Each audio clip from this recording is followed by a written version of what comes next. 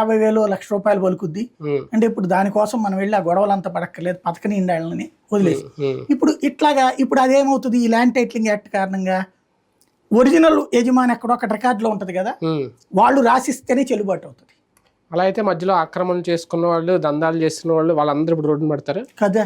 అదే ఇప్పుడు ఈ గొడవ అంతటికి కారణం. ఇవాళ కోర్టులలో క్రిమినల్ కేసెస్ ఎన్ని ఉంటాయండి, మర్డర్లు, మానభంగాలు ఇవన్నీ కలిపితే 10% ఉంటాయి.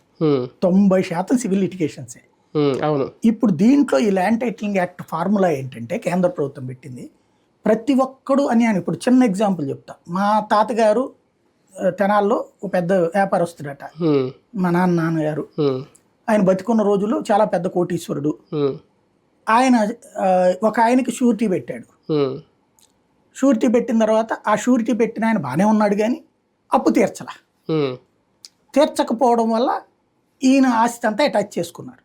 ఇప్పుడు తెనాల్లో మార్వాడి టెంపుల్ ఉన్నటువంటి గుడి అంటే ఆ ఏరియా గజం 2 లక్షలు 3 లక్షలు ఉంటుంది. ఆ ఎదురు సందులు చాలా పెద్ద ఇల్లు అనమాట. నేను పుట్టేటప్పటికే లేదనుకోండి, అది ఒక పెద్ద ఇల్లు. అది ఏదో 6 నడవాలో 7 నడవాలో అంటే అంత పెద్ద ఇల్లు అనమాట. ఆ ఇంటిని వాళ్ళు వేలం వేశారు. మా నాన్న వయసు చిన్నదప్పుడు.